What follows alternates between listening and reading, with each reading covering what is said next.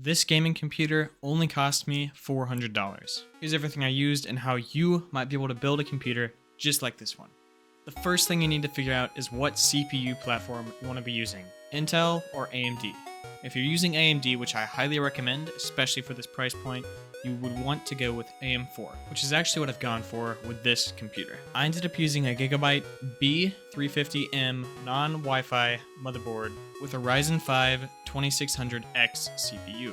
I got this motherboard in a combo deal with a CPU and a CPU cooler for around $45. I subtracted the value of the CPU and the CPU cooler so I could just have the value of the motherboard. I also got the CPU off eBay for just under $40. Overall, this motherboard and the CPU will provide excellent support for low to mid-range 1080p or 1440p graphics cards, especially if you're looking at the lower end side of the market.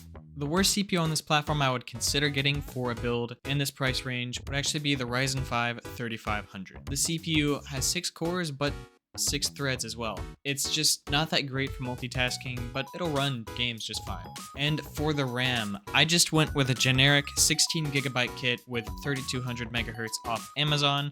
As long as it has those two specs and it looks the way you want and it's a decent price, then I'd recommend just going for it. Generally for DDR4 16 gigs, the price should be anywhere from $20 to $35. For the CPU cooler, I also just went with the generic $16 cooler off Amazon. I mean, it had 2-day shipping and it looked really nice, so you can't complain there. I could have went with the stock cooler, and if you're on a tight budget, then I would recommend that. But I just really like the way it looked, and I just think it'll sell faster if I have an RGB tower cooler instead of the basic stock cooler. Now, the graphics card.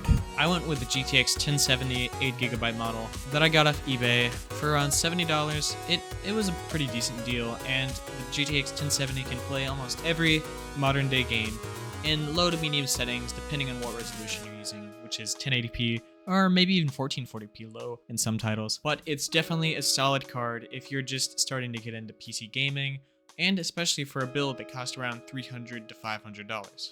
For the storage, I went with a basic 1TB Team Group drive off of Amazon. I went with a basic Thermaltake 600-watt power supply, which has proven to be an awesome power supply for budget systems. It's 80+ certified, and it has 600 watts, which is really enough to power some higher-end computers nowadays. And for the case, I went with the Okeanos Aqua 3. Everyone has been using this case recently for budget builds, and I have to say it's for good reason. The Okeanos Aqua 3 has 3 built-in fans that are ARGB. It has an ARGB hub. It's awesome. It has everything you might need for a basic budget fish tank style PC. So now that you know all the parts that I used and how much I paid for each of them, let's start getting into the benchmarks. Starting with Dune Awakening, a new game that's going to be coming out in late March of 2025.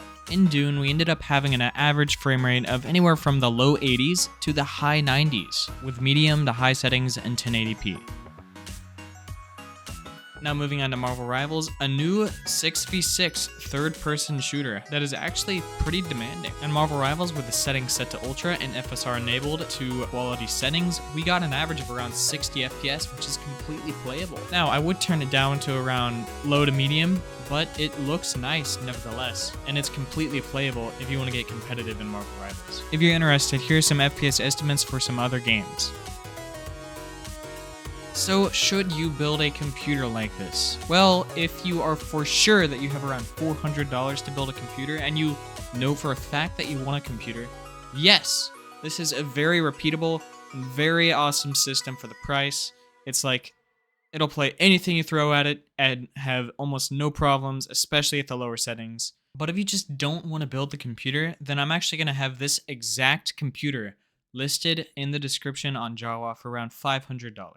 So, yeah, hope you enjoyed, and hope I see you next time. And always remember, Jesus loves you.